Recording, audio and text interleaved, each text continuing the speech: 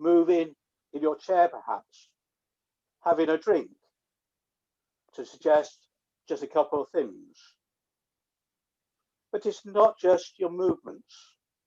Our own little video picture could move around the screen. You never know where you are going to be in this big picture, on your computer monitor, on your tablet or your phone. You will be there, perhaps at the top or the bottom of the screen, on the left or the right, or even in the middle. But then at some point during the session, you may be in a different position. Have you noticed actually that if somebody turns off their video screen, they move to the bottom of to the end of the last picture? Except, I think, for the person who is actually hosting the Zoom meeting, like Father Damien.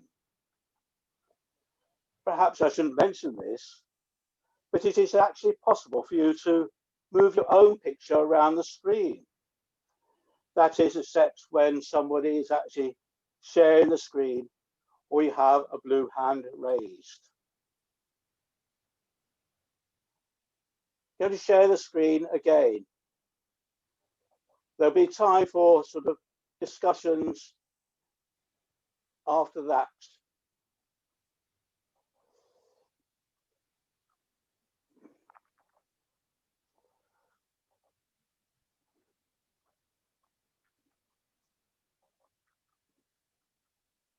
I love it.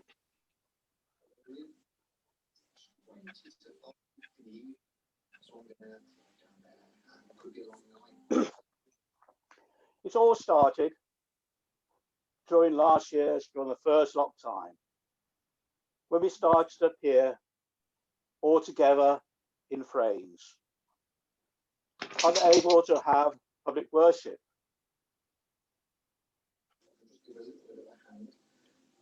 We had to change the way we thought of life. What we thought of, instead of being at the service, we had to have spiritual communion.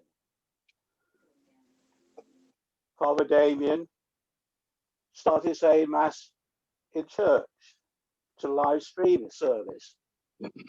But then we had all clergy had to stop going to their own church. So he live streamed Mass from his vicarage. It was the start of morning and evening prayer, which again was assumed either from church or from the vicarage. But then we came to the Zoom post-Mass coffee mornings, when we all shared our screens and looked at one another in our own little picture.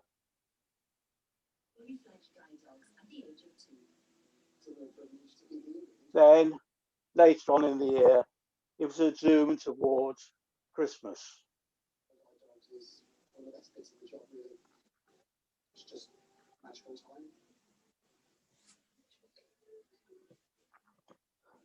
Instead of being in our little squares, we could have actually looked a bit like this from Microsoft Teams, where people are all grouped together in that picture. But no, we're in our own little video screens, coming together, one with another.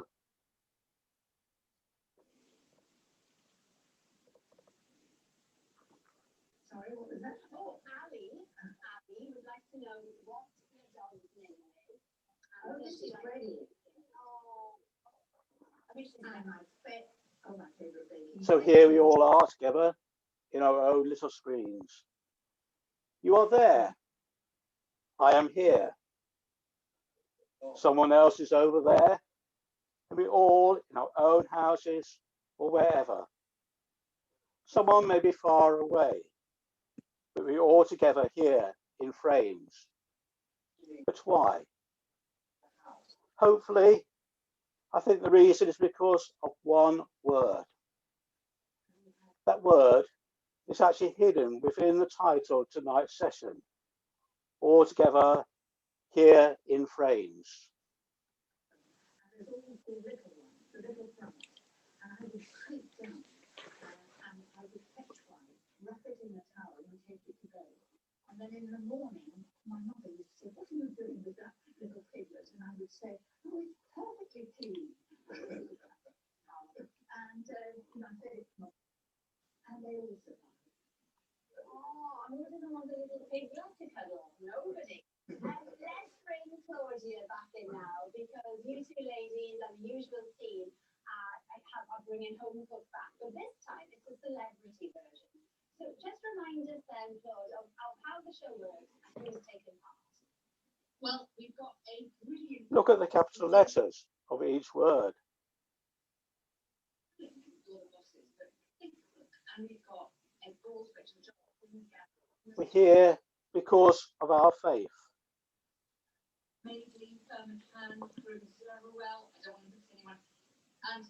But what does the word faith mean to you? Father Damien made this comment in last Sunday's sermon. Have faith by all means. Have faith in abundance, but never presume upon God's mercy. So what does faith mean to you?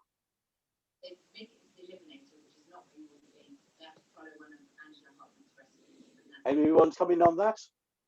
Did it really, really well. Oh my gosh, Angela Hartman recipe. Well, I thought apart. Mary, you've got a slightly different role now, obviously, on the show. I'm making a big friend there. My wife. No, nobody's interested in what. How have you got your faith and things like that? And what does it mean to yourselves? Okay. Which is a person for me. I think Hebrews puts it best, Robin, with believing though not seeing. Yeah, thank you, Paul. Can you hear me? Yes, I don't know if that would help.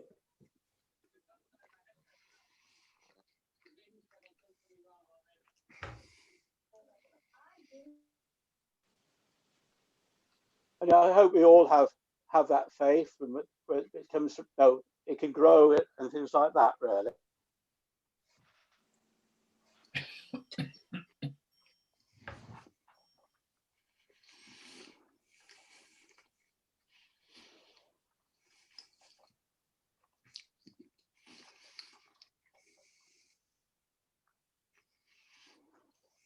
If you want a question to start the discussion, Robin, may I ask, is faith more than facts? Thank you, Father. Next Wednesday, and all those recipes that you had in your childhood, it's amazing what you can do with lots of beef. There, I sort of said faith is our response to an experience with God. When we have those experiences, and when we, in fact, we believe, prayer becomes the greatest act out of our great relationship with God. We know that Jesus spent a lot of in scriptures that Jesus spent a lot of time absorbed in prayer to the Father. So Jesus, as the Son of God, needed that communication, that conversation, that relationship with the Father to be nurtured. How much more do we, as children of God, our Father? Prayer then is coming to God in a position of humble praise, opening our hearts to Him, speaking to Him as we would speak to our most trusted friend. trusting, cooking, trusting our concerns, trusting our hopes, trusting our petitions, our desires, all to him.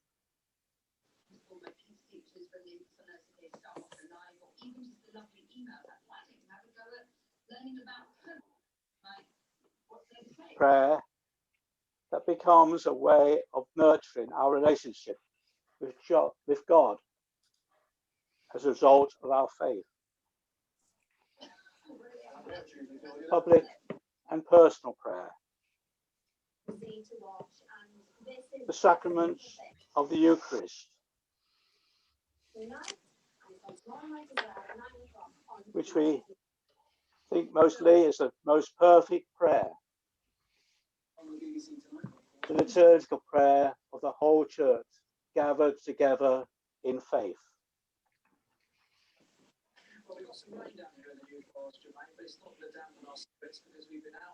Celebration of the sacraments and anointing of the sick are moments of prayer.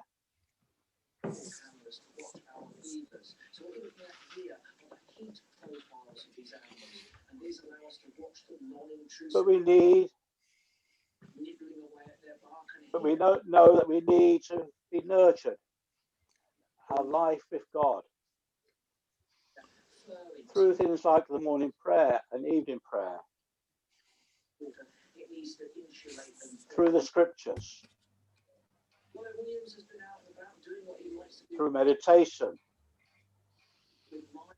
say perhaps the rosary and the devotion to Our Lady and the saints. At the beginning of and end of the day, offering that day to God. At the end of the day, take an inventory of the day, thanking the Lord for the things that have happened during the day, and asking for forgiveness for the failures of that day. Prayer becomes our acting out our relationships to God.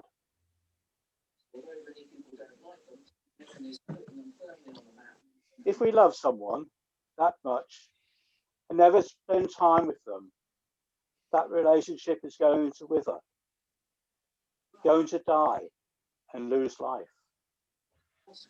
Sometimes we need to look after them and not persecute them. I don't mind any of them apart from sluggers. So through that, becoming an act of our relationship with God, through our prayers, our intimacy, our relationship, our love of him grows and intensifies. With prayer,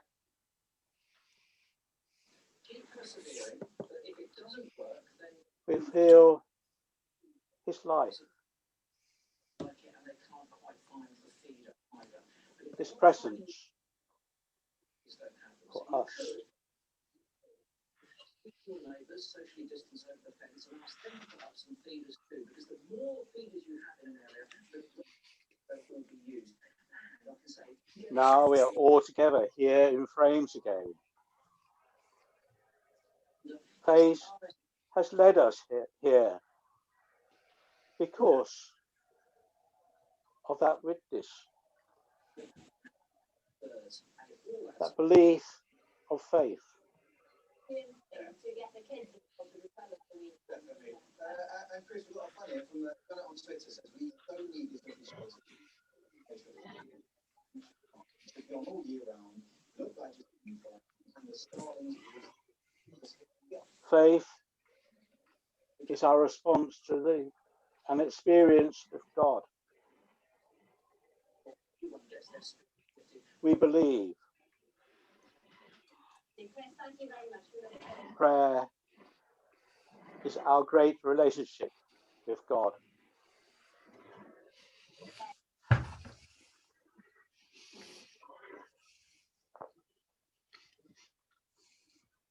on Sunday as well, in his sermon, Father Damien said, Jesus comes precisely to shine a light on our lives and show us where more is required.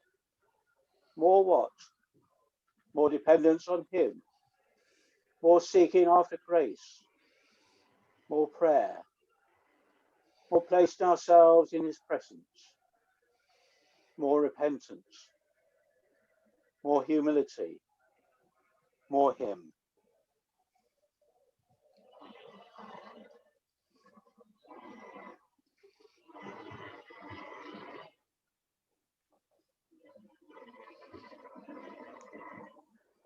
Has somebody got a television on or something? There's something very distracting There's something going on.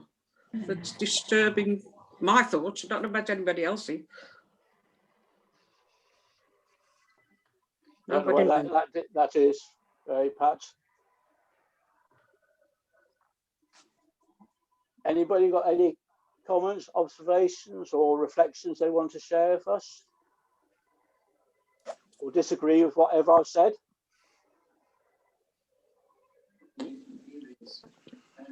How do we square the circle that comes about in a conversation with somebody who does not recognize themselves as being a person of faith, who comes to us and says, well, of course it says that in scripture, it says that faith is a gift from God. And it's a gift I haven't received. Some people have, some people haven't. How do we kind of explore that in such a way that we can help people to get a handle on faith? I mean, we've all got faith, but it's all faith in different things, isn't it? Some of us have faith in God as revealed in Christ. Some of us have faith in other things. So how do we keep faith distinctive while at the same time saying it's a gift that we can all access?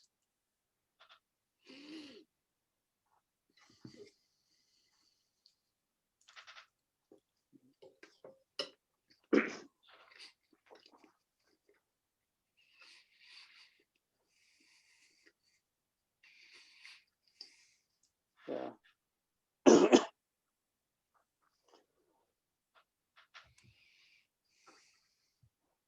I think it really depends on sort of, the journeys that we've all sort of gone on, really. So some people have sort of, started that life journey from a very early age, whereas others have sort of picked it up at a much later stage. Yeah. And I don't know how they've sort of, I'm one of those who have sort of, started from an early age, but from a baby in arms, basically, and things like that. It's grown with me all the time. Whereas I know some other people have done that, but I don't know how it sort of works with people who haven't had that, faith from the very beginning, and they found it later on in their life. My experience, Robin, and everybody, is that I like you went to church from a very young child, but I wouldn't say that I came to faith until much later adult life. It was habit. I went because my parents took me, and because habit. It was, I lived across the road from the church. I went to Sunday school, went to Brownies, I went to guides there.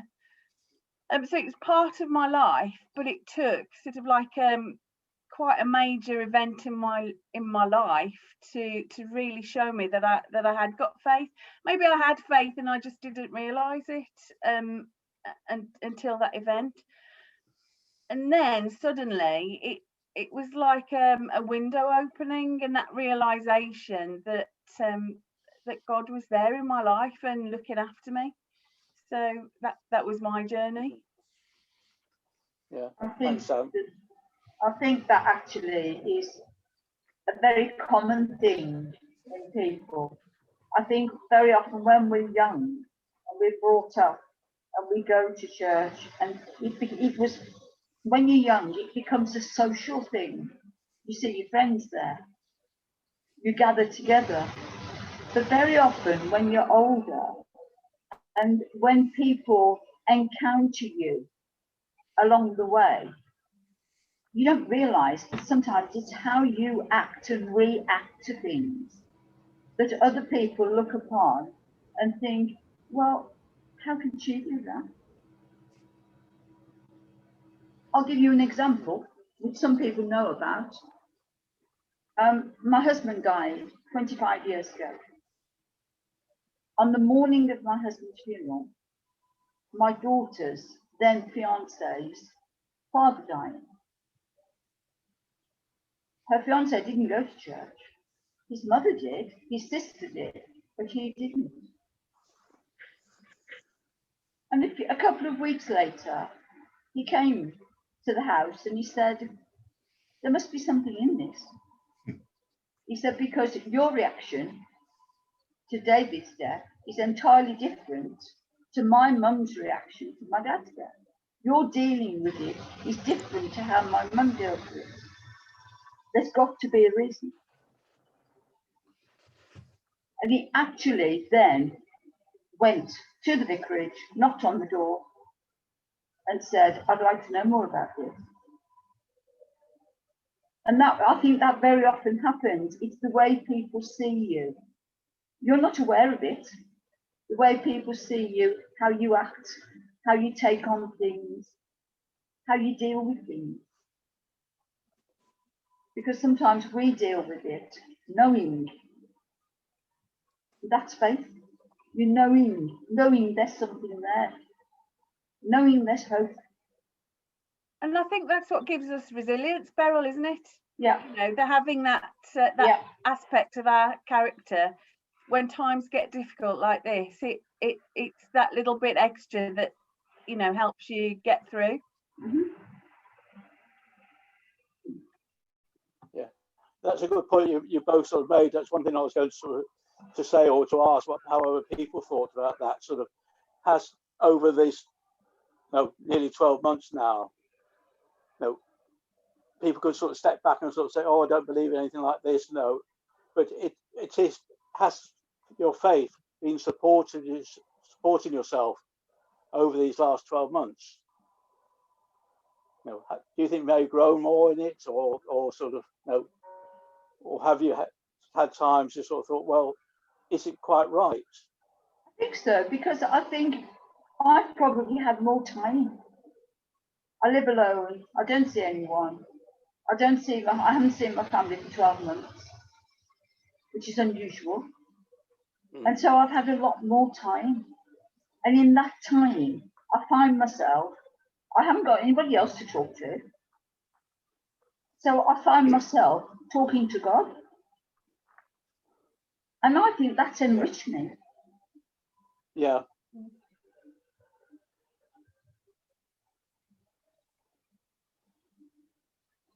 Yeah, that's it. So that's why sort of faith and prayer together and things like that just come together, because you can spend your time talking to God, and even sort of no matter where you are, you can just sort of say there, please God, can you guide me, or can you please pray for so and so at this time, things like that. Really, that's what it is, isn't it? What is prayer? It's talking to God. I think also I've found the benefit of having more time in silence, and I've come to value prayer through the silence. And certainly since I've sort of taken on playing recorded music for the personal prayer sessions at St. Stephen's, I found that really beneficial. I haven't needed to use words. The music and the silence has, I don't know, it's sort of filled my being, if you like. That sounds a bit corny, but I found that incredibly valuable. I think I'm calmer. I feel calmer. Now, I don't know what's done that, but I feel altogether much more calm. than I felt in a That's very, interesting, very long time.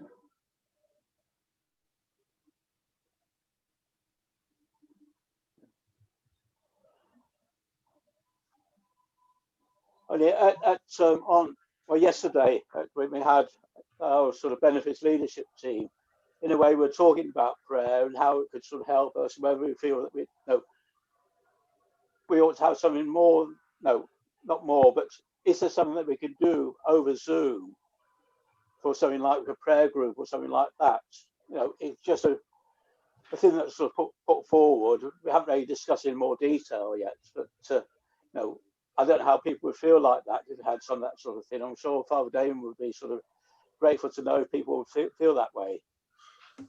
Yeah, it was something that it started with our trying to enrich our understanding of intercessory prayer, given that at the moment that tends to be something focused around evening prayer for those who can access it and the Sunday Mass. Now, it may well be, I mean, certainly given the proliferation of people who have asked for prayer and the fact that on a Sunday morning we're trying to gather together all of the sort of prayer lists from all three churches while we're working online. I mean, it could be a whole thing in itself. It's so kind of large, and I'm okay with that in terms of what we do online. But maybe it's an opportunity to think about how we might bring a more focused approach to intercessory prayer. That's really the heart of the discussion, and we haven't formed any particularly strong kind of ideas about it yet. But I'm interested by what Beryl said about stiller, more silent. One of my favorite authors is a man called Patrick Leigh Fermor, who was an absolutely remarkable man, and he was a soldier, a commando actually, in the Second World War, and he became a great travel writer. And he does a book called A Time to Keep Silence, which I would recommend heartily to anyone.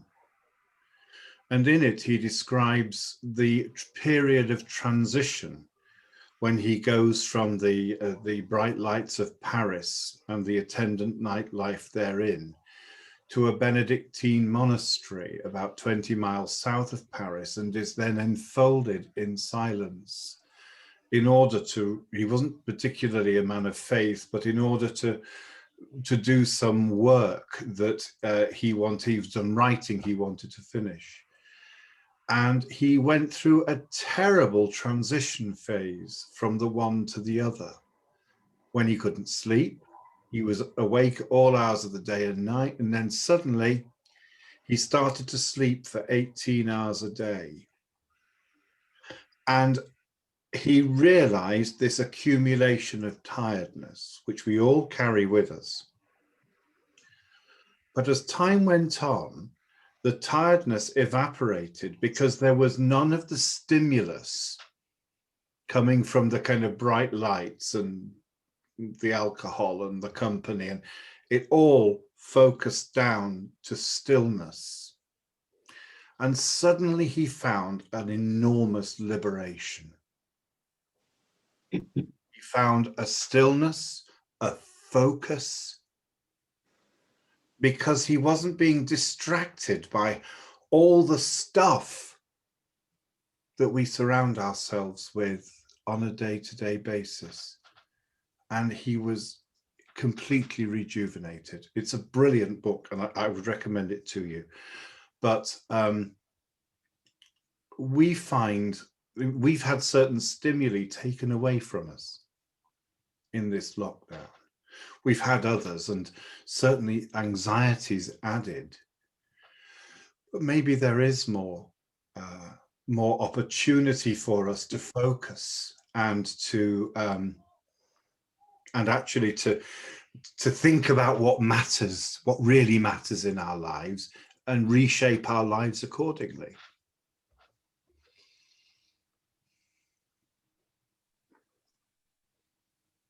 Thank you, Father.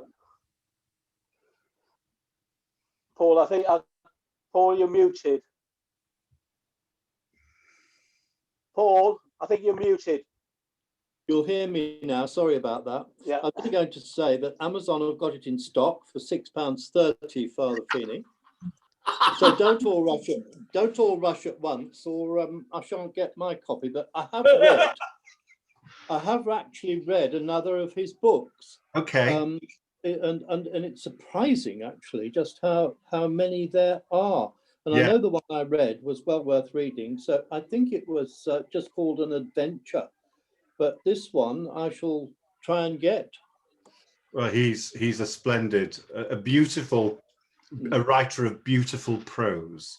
And there's another. Is it called Between the Woods and the Water or something like that?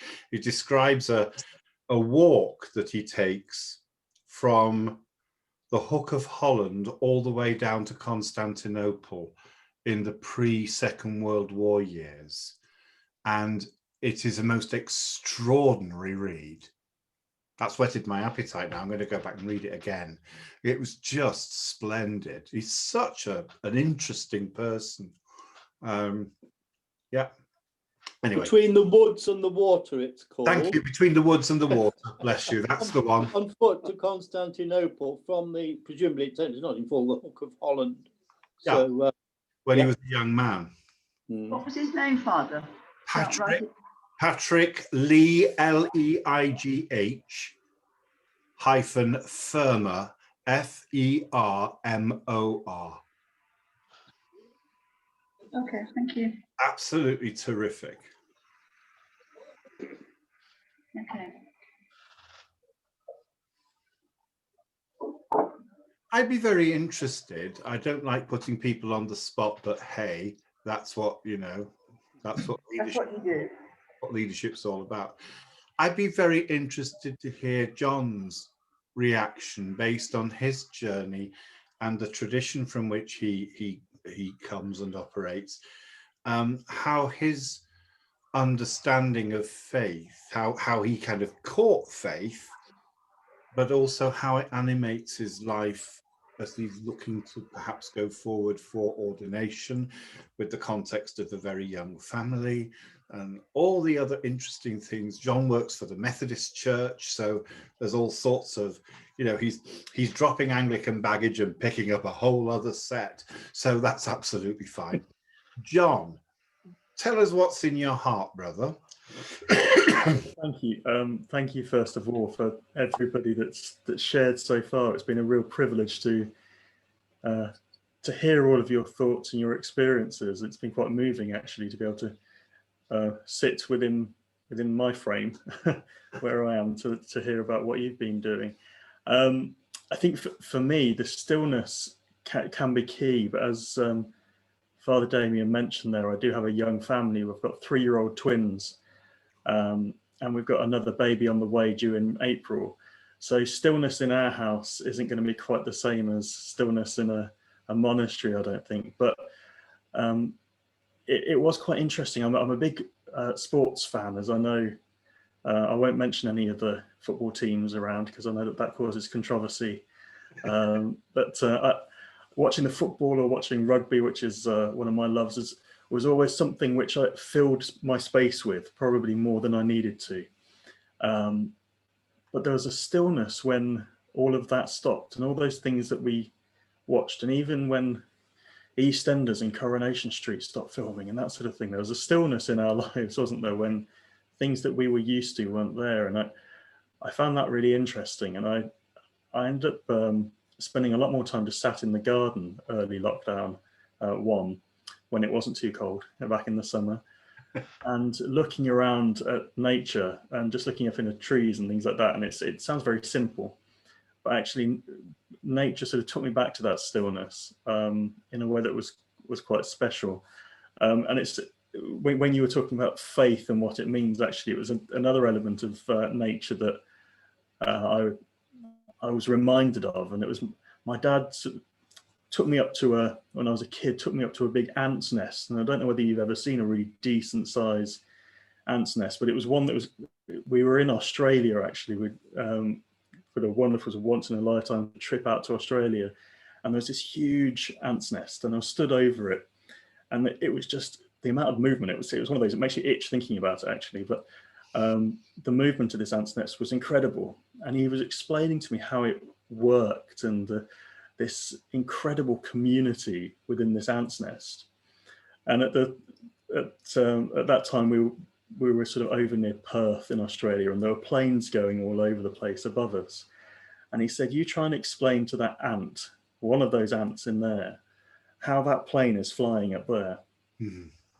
And he said the complexity of what's going on beneath you is extraordinary, and yet try explaining to those ants what's going on up there in that plane.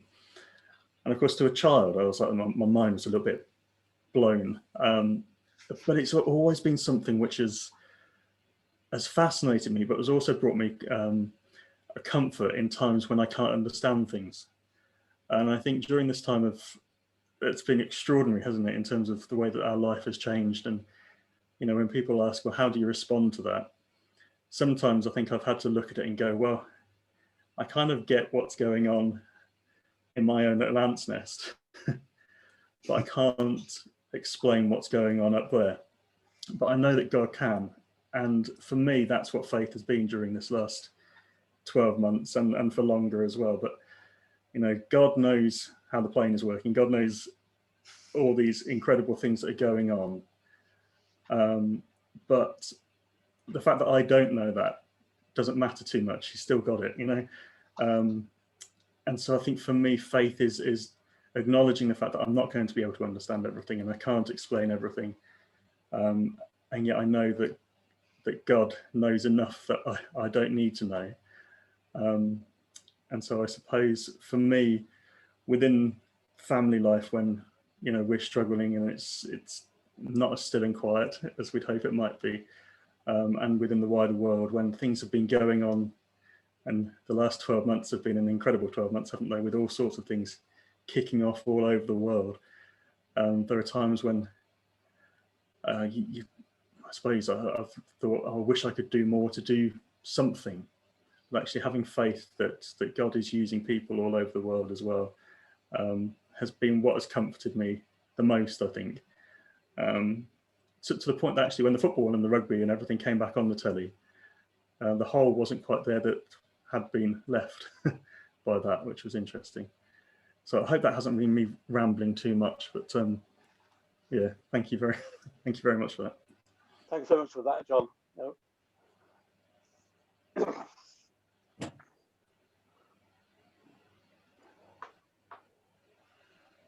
I wonder how, I mean, looking at the screen and looking at the boxes,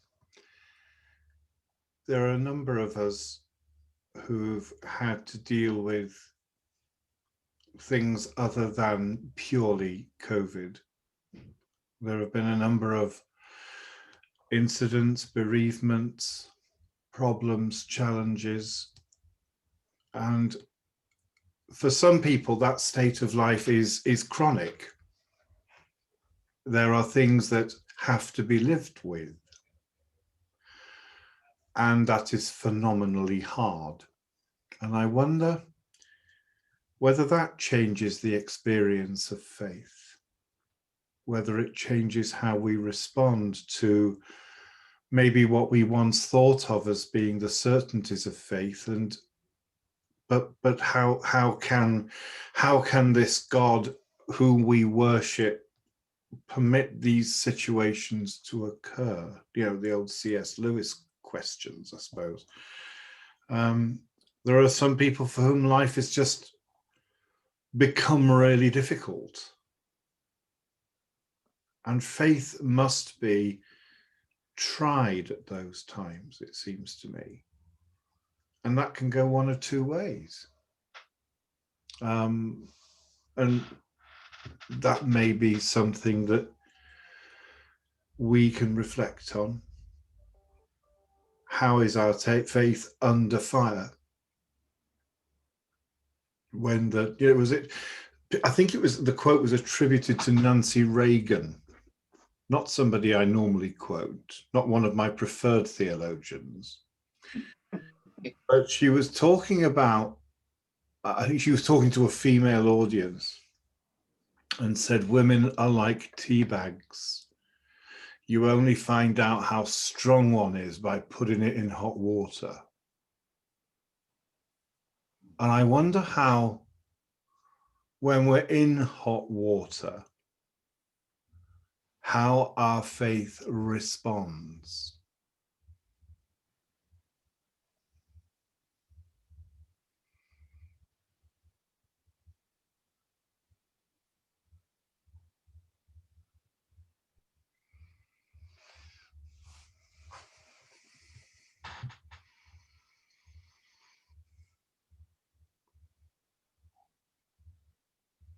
And maybe even when there's no prospect of the water getting any cooler. I wonder if it's something, but Pat mentioned this last week about acceptance, because there's things that happen that are completely out of our control. Yeah. You know, life just happens to us, doesn't it? You know, and death happens and all of that. Everything about life, you just have to accept it. Getting angry and frustrated is never helpful, and having faith for me has just made that acceptance of the bad things that have been happening a whole lot easier. I don't know what anyone else thinks. And I would agree with that, obviously, Sam, because that was something like I said last week, or somebody remembered what I said last week. Anyway, thank you, Sam. Pat. I mean, my life, I haven't had any difficulties during lockdown, except to say that, like Beryl, I live alone. Yeah. And there are times, Beryl, I think you would agree, and it is lonely. Very. But I like the peace. And like you've been saying, Sam, I think the more you mentally fight against it, the worse you get. There's just no point. This is what we've been given to deal with, and this is what we must deal with, and we don't know how much longer we're going to have to deal with it. And I think that, to me, my faith helps me to deal with it, because I just sit quietly. I'm not one for having the radio and the telly on all day anyway, which, if that's you, that's fine. Nothing against anybody doing that. But I like a quiet life. And on, was it Sunday? It snowed in the morning. Was it Sunday, folks? Yeah.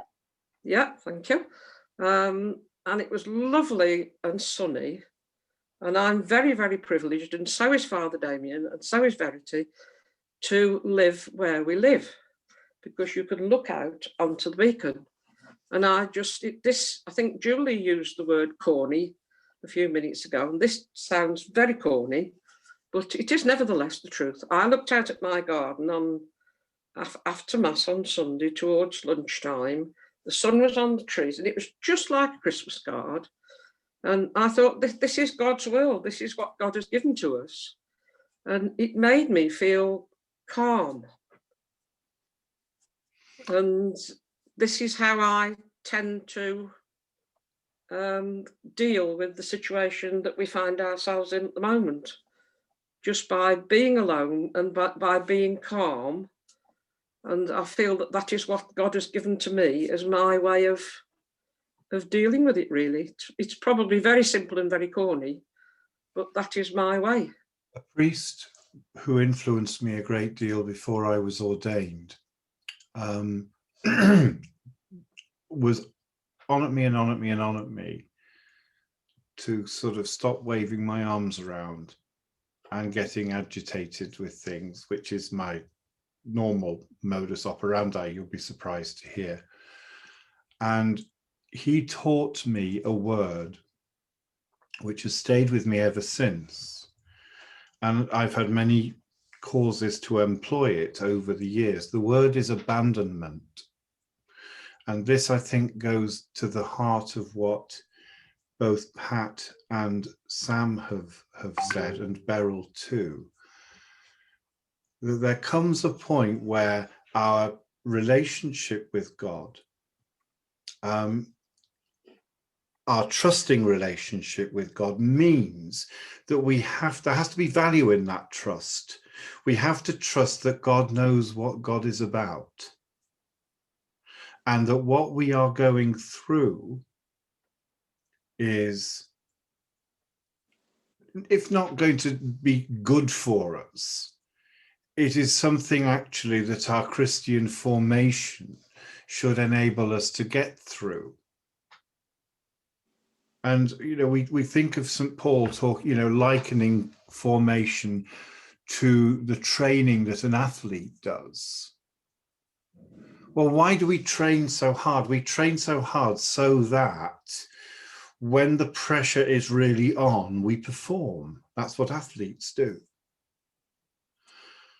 Now, if we trust God and that trust is tested, if we have trained for such eventualities, then we will be able to abandon ourselves to the divine will. Like the psalmist says, even though he slays me, yet will I praise him.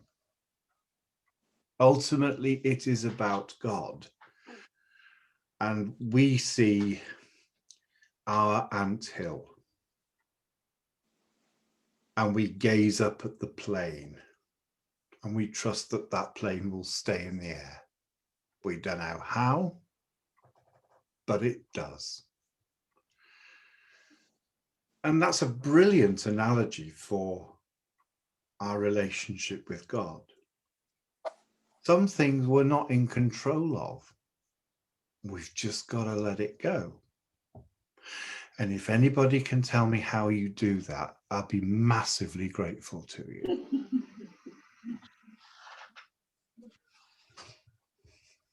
God made me a control freak.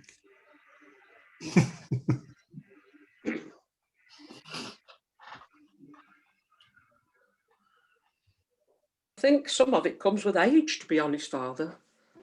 I'm a lot older than you. Not a lot. Well, you know, a bit. You're but a girl. Well, whatever.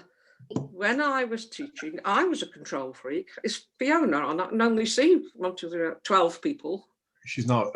Fiona's not here. No, she's not here. She's dealing with irate parents. Oh dear. Give them that up. But I did find as I retired for a start, but became older, you become a lot more tolerant. And you become a lot more, although Sam isn't old, you see. I don't think you're as old as Father Damien, are you, Sam? I'm nowhere near as old as Father Damien. There you go. She isn't. No. I'm still I really am a child. Tolerant, just simply partly through experience as well. Like Beryl says, I've lost my husband, and that was a big thing to get through, and still is.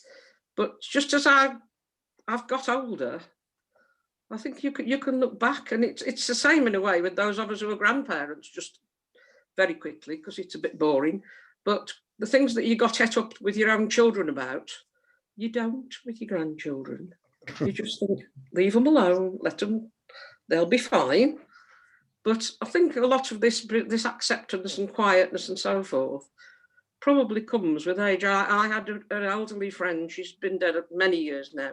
She lived in the flats at the top, and she was a very, very devout Methodist. She went to Lanesfield, and her answer used to be when things happened in her family, and she got 3 offspring and grandchildren, and this, that, and the other, and things used to go wrong, and so on. And all she ever used to say was, leave it with the Lord.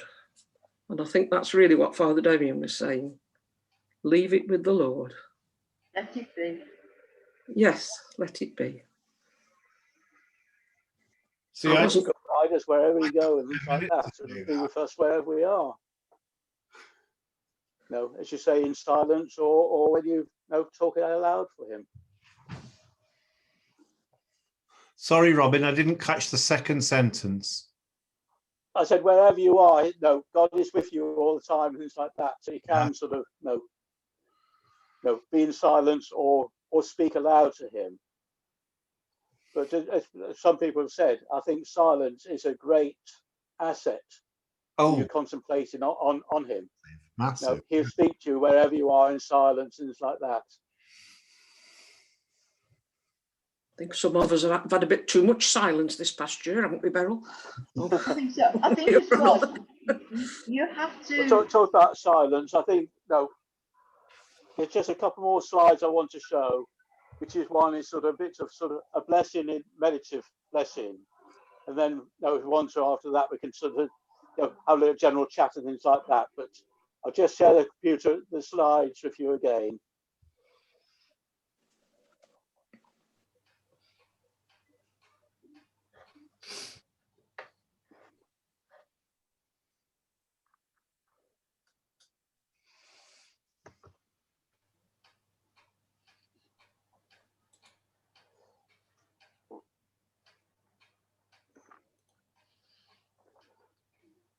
Sorry.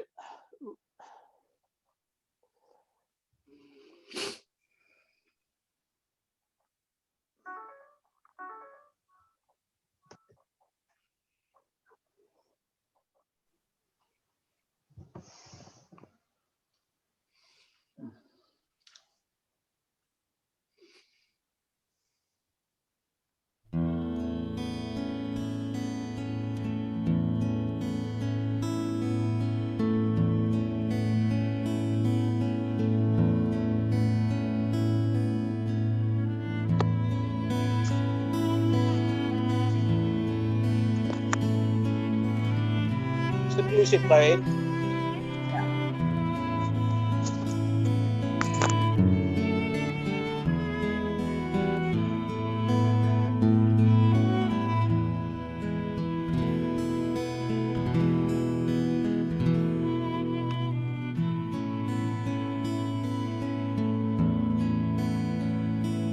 From the source of everything, from the ground of being, receive strength and light, receive peace, receive love.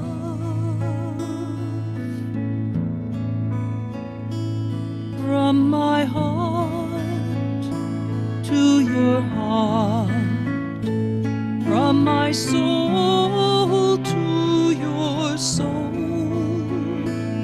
receive strength and light, receive peace, receive love, receive peace, receive love.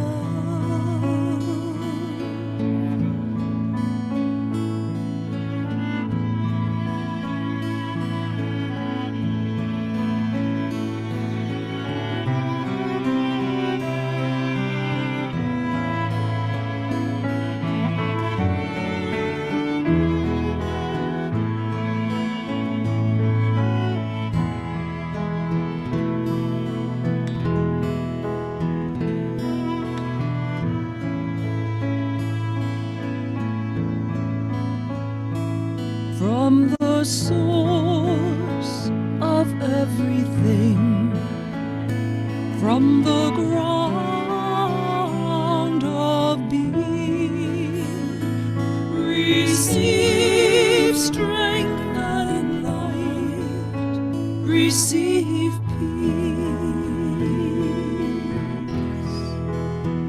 receive love.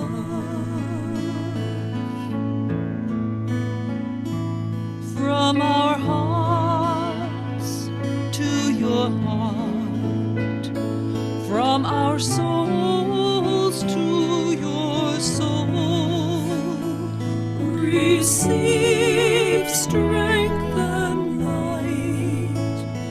receive peace, receive love, receive peace, receive love.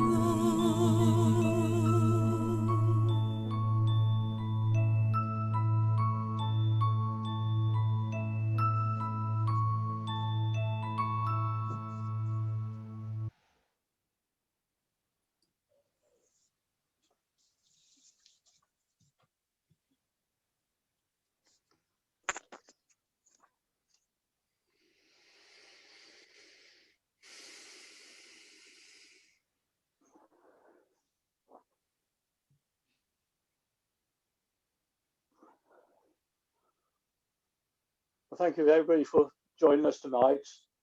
I hope you've found it sort of worthwhile and and things like that. Don't know what's happening next week. I'll tell you exactly what's happening next week, and I'm very excited about it. Sam is going to lead us alongside. She's going to have the assistance of a holy deacon, but Sam is going to share some insights which come from her professional life. I'm not going to say any more than that. Father Ross is going to demonstrate how actually the principles she's talking about are thoroughly grounded in our biblical tradition. So it's all very exciting. And I'm not going to say any more, but honestly, it's going to be a treat. Tell you. I'm seriously, Sam, I am very excited by it because I'm looking forward to it. I'm looking forward to it. Great piece of thinking that you shared with me, and I'm really excited by the potential of it and the possibilities. So we've got that to look forward to, and it's going to be tremendous. The other thing just to say is that I haven't had a reply from him yet, which might not surprise you, but I've invited Bishop Jonathan to come and lead one of these sessions, or just to be part of a session, or whatever he wants to do, assuming that Tuesday isn't his day off. And I don't know when that'll be. It'll be sometime in 2023, but I've at least issued the invitation. You're in trouble when he says certainly. How about next week? We're in the clear, so it's all. But that's so something else on that. And it'd be nice to have kind of external people once in a while. I think we must also get John to lead a session. That may have to do as far as your preaching experience is concerned, John, for this placement. But we'll talk about that at another time. So we're not short of people, which is a great blessing. But if any of you have any ideas, things you want to explore, but if you're not quite sure how to go about it, then give us a shout, and we can develop ideas and put flesh on bones and all of that. Be good to involve as many people as possible. Robin, thank you. That's all right. Apologies next week. I might be able to join you for that first sort of 20 minutes, Sam. But I've got a deanery standing committee next Tuesday evening. Oh dear. Or occasionally other possibilities. I sympathise. Well, we'll record the session so you can catch up later. Absolutely. It's not till 7:30, so I'll get to those about half hour. You can watch. That's going to be the best part. Standing committee. Absolutely. With a stiff drink. Oh dear. Brilliant. Robin, that's been really good, and some fabulous stuff has come out of it. Really has. So thank you very much. And thank you very much. Thank you all of you for your contribution and your being here. It's really it's good to see you, even if it's only two-dimensionally. And if you haven't had your supper yet, enjoy your supper. And if you had, And if you have, I hope you've digested it adequately. Please say hello to Zoe, who's in the bottom of Ruth's picture. Oh, hang She on. kept, her head keeps popping up. Hello, Zoe. Hello, How are you? How lovely Good. to see you, my love. Are you all right? Hang on, Thomas. Oh no, he's run off. Thomas! Thomas! He's gone. You were called Thomas last week, weren't you? Your Everyone wants to say hello to you. your box Just quickly. I think Father Damien won't like your pajamas. Quickly. Hi. Hi, Thomas. how are you? Thomas. Are you all right? Yeah. They're all right, those pajamas. Yeah, they're okay. It's got a nasty red mark on them, that's all. Is it just a red mark? They need No, to go through the it wash, dear. isn't. They need It to is go a through the wash. purple one. It says Liverpool. I know. I know. Splendid. Well, that's absolutely wonderful. I Do feel. you Go on. Go on, quickly. do you even see under? Where's the badge? There. Badge. It's a liver bird. Ah. So that's it. Liverpool. All right. Oh my God. Excellent. So we're all clear about that then. Marvelous. Fabulous to see you all. Take care and keep in touch, and we'll see you all next week. All right. Thank you. Bye, Bye-bye. everybody. Okay. Bye. Bye. All right. Bye.